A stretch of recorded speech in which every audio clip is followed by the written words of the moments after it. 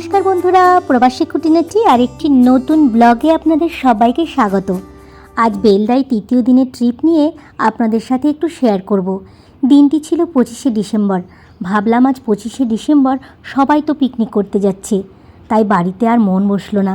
বাইরে দেখুন বৃষ্টি পড়ছে, তবু মাকে নিয়ে বেরিয়ে পড়লাম ঝাড়গ্রামের উদ্দেশ্যে। ঝাড়গ্রামের নাম আপনারা মোটামুটি সবাই শুনেছেন, যেটাকে বলে জঙ্গলমহল। আজ সেখানেই যাচ্ছি সবাই মিলে একটু এনজয় করতে। 25শে ডিসেম্বর মানেই পিকনিক, ঘুরতে যাওয়া, আর যা মন চাই তাই খাওয়া দাওয়া। ঝাড়গ্রাম হলো বেলদা থেকে 90 কিলোমিটার রাস্তা। রাস্তাটা দেখেই বুঝতে পারছেন চারিদিকে শুধুই গাছ আর গাছ, শুধুই জঙ্গল। এদিকে এই যে সারি সারি গাছগুলো দেখছেন, এগুলো বেশিরভাগই শাল গাছ। এত সুন্দর লাগছে। এতদিন জঙ্গলমহল শুধু নামই শুনে এসেছি, কিন্তু কখনো দেখার সৌভাগ্য হয়ে ওঠেনি। আজ এখানে এসে কী যে ভালো লাগছে। এই গাছ নিয়ে আমার তো কত রিলস বানানো হয়ে গেল। বাইরে মেঘলা ওয়েদার, আর তার ওপর ঠান্ডা। পরিবেশটার চারিদিক একেবারে শান্ত স্নিগ্ধ। ভিডিওটা দেখে নিশ্চয় আপনারাও অনুভব করতে পারছেন জায়গাটা কতটা সুন্দর। ঝাড়গ্রামটা আগে মেদিনীপুর ডিস্ট্রিক্টের মধ্যেই ছিল, কিন্তু এখন ঝাড়গ্রাম মানে জঙ্গলমহল আলাদা একটি ডিস্ট্রিক্ট। এখানে আজ কি সুন্দর সুন্দর জায়গা আছে, সেগুলোই শেয়ার করব আপনাদের সাথে। প্রথমেই চলে এলাম ঝাড়গ্রামের চিল্কাগড় বলে একটা জায়গার কনক অরণ্যের মধ্যে। এই যে দেখতে পাচ্ছেন গেটটা, এই যে আমরা ঢুকে গেলাম কনক অরণ্যের ভেতর। কনক নামটা কেন এসেছে জানেন? কারণ এই অরণ্যের ভেতর রয়েছে একটা দুর্গা মন্দির, যার নাম কনক দুর্গা মন্দির। এখন আমরা সেখানেই যাচ্ছি মাকে দর্শন করতে। চলুন তবে যাওয়া যাক। কি সুন্দর রাস্তাটা, তাই না? চলুন এগিয়ে যাই। এই যে আমরা এসে গেলাম। আজ 25শে ডিসেম্বর, ওই জন্য এখানে অনেকেই পিকনিকও করতে এসেছে। এই দেখুন কত লোকজন এসেছে, দেখেছেন? ভেতরটা সত্যিই সুন্দর। বাচ্চাদের জন্য আবার খেলার পার্কও রয়েছে। এই যে আমরা মন্দিরে চলে এলাম। এই মন্দিরটি ঝাড়গ্রামের চিল্কাগড়ে ডুলুং নদীর তীরে অবস্থিত একটি প্রাচীন হিন্দু মন্দির। চিল্কাগড়ের সামন্ত রাজা গোপীনাথ সামন্ত এই মন্দিরটি নির্মাণ করেন। স্বপ্নাদেশ পেয়ে দেবীর নির্দেশ মতো রানীর হাতে সোনার কাকন দিয়ে রাজা নির্মাণ করান এই মন্দিরের দেবী মূর্তি। নাম হয় কনক দুর্গা। সেই থেকেই মন্দিরটির নাম হয় কনক দুর্গা মন্দির। 1960 সালে আসল মূর্তিটি চুরি হয়ে যায়। কিছু বছর পর রাজার বংশধরেরা অষ্টধাতুর একটি কনক দুর্গার মূর্তি প্রতিষ্ঠা করেন মন্দিরে। 2007 কি 8 সালে মাও আমলে দুবার চুরি হয়ে যায় মূর্তিটি। প্রতিবারই নতুন করে তৈরি হয় অষ্টধাতুর মূর্তি। বর্তমান মূর্তিটি দেবীর নবনির্মিত মূর্তি। লোকমুখে শোনা যায় ভগ্নপ্রায় যে প্রাচীন মন্দির রয়েছে তার পশ্চিম প্রান্তের দালানে একসময় নরবলি হতো মহানবমীর রাতে। স্থানীয়রা বলেন দেবী নাকি রাজাকে আদেশ দিয়েছিলেন নরবলি দিয়ে সেই রক্তে তাকে স্নান করাতে হবে। সেই মতো নবমীর দিনে নাকি এক যুবক হাজির হয়ে স্বেচ্ছায় হাঁড়ি কাঠে মাথা দেন। তখন থেকে নরবলির প্রথা শুরু। এখন নরবলি প্রথা বন্ধ হয়ে গেছে। বন্ধ হওয়ার পেছনেও নাকি একটা কাহিনী শোনা যায়। বলিদানকারী ব্যক্তি নির্বাচনের দায়িত্ব রাজার 4 কর্মচারীদের ওপর ছিল। একবার একটি অল্পবয়স্ক ছেলেকে এই কর্মচারীরা বেছে নিয়ে একটি অন্ধকার প্রকোষ্ঠে বলি করে রেখেছিলেন বলির উদ্দেশ্যে। মহানবমীর দিন ঐতিহ্য অনুসারে বালকটিকে বলির জন্য হাঁড়ি কাঠের সামনে আনা হলে ছেলেটি হঠাৎ জোরে জোরে দেবী দুর্গার শ্রুতি জপ করতে শুরু করেন। এই শ্রুতি শুনে রানী গোবিন্দমণি ঘটনাস্থলে ছুটে আসেন এবং দেবীর কাছে করজোড়ে আবেদন করে বন্ধ করেন এই নরবলি প্রথা। বর্তমানে পাঠাবলির প্রচলন রয়েছে।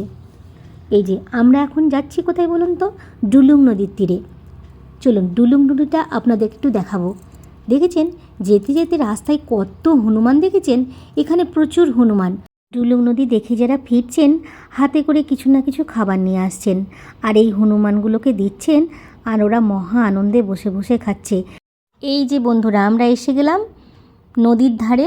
এটাই হচ্ছে ডুলুং নদী। নদীটি একদম জঙ্গলের ভেতর। এখন যেহেতু এই মন্দিরটি একটি ট্যুরিজমে পরিণত হয়েছে, ওই জন্য এই নদীটিতে আসার জন্য একটি রাস্তা বানিয়ে রাখা হয়েছে, যাতে দর্শনার্থীরা মাকে দর্শন করার সাথে সাথে এই ডুলুং নদীটাকেও দেখে যেতে পারেন। এই যে পাশে এখান থেকে খাবার নিয়ে হনুমানগুলোকে দেওয়া হচ্ছে। আপনারা যারা আমার ফেসবুক ফ্রেন্ডে আছেন তারা নিশ্চয় দেখেছেন একটি নদী নিয়ে আমি রিলস বানিয়েছিলাম। এটাই সেই ডুলুং নদী। আর যারা আমার ফেসবুক ফ্রেন্ডে নেই রিনা দাস নামের পেজটাকে ফলো করে নিলে নদীটা নিয়ে যে রিলসটা বানিয়েছিলাম সেটা দেখতে পারবেন। ও নদীরে একটি কথা শুধাই শুধু তোমারে।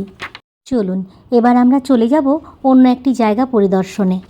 আমরা এবার এসে গেলাম ঝাড়গ্রাম মেন শহরের ভেতর। এই যে, তার আগে একটু বলে নিই, মাঝে আমরা চিলকাকার রাজবাড়ি দেখব বলে সেখানে গিয়েছিলাম, কিন্তু রাজবাড়ির ভেতর এখন ঢোকা বারণ, ওই জন্য সেটার ভিডিও আপনাদের সাথে শেয়ার করতে পারলাম না। তার মধ্যে অনেকটা বেলাও হয়ে গিয়েছিল।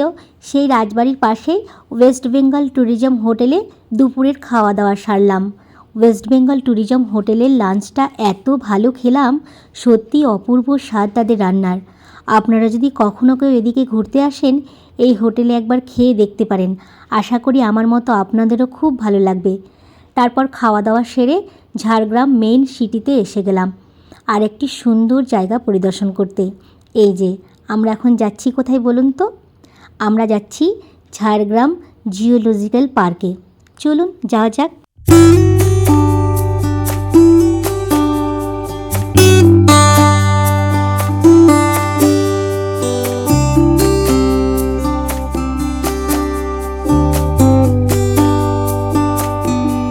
এই যে, আমরা এসে গেলাম জঙ্গলমহল জিওলজিক্যাল পার্ক ঝাড়গ্রাম।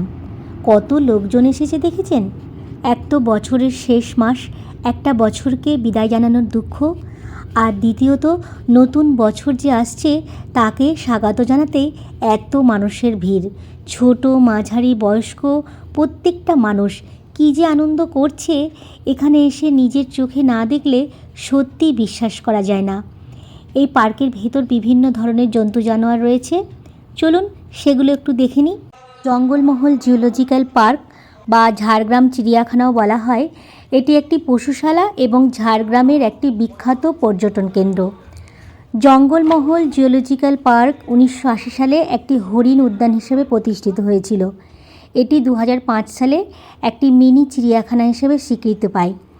2014 সালে এটি একটি প্রধান চিড়িয়াখানায় রূপান্তরিত হয় এবং পশ্চিমবঙ্গ সরকার কর্তৃক এর নামকরণ করা হয় জঙ্গলমহল জিওলজিক্যাল পার্ক। 2017 সালে কেন্দ্রীয় চিড়িয়াখানা কর্তৃপক্ষ এটিকে একটি মাঝারি চিড়িয়াখানা হিসেবে মনোনীত করে।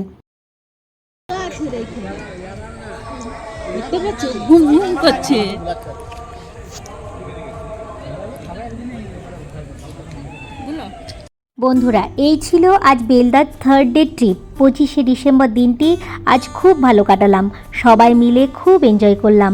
নীলু, জামাইবাবু, দিভাইকে খুব মিস করলাম, ওরা থাকলে আজকের দিনটা আরও ভালো হতে পারত। যাই হোক, আজকের ব্লগটি তবে এখানেই শেষ করছি। আজকের ভিডিও কেমন লাগলো অবশ্যই জানাবেন কমেন্ট বক্সে।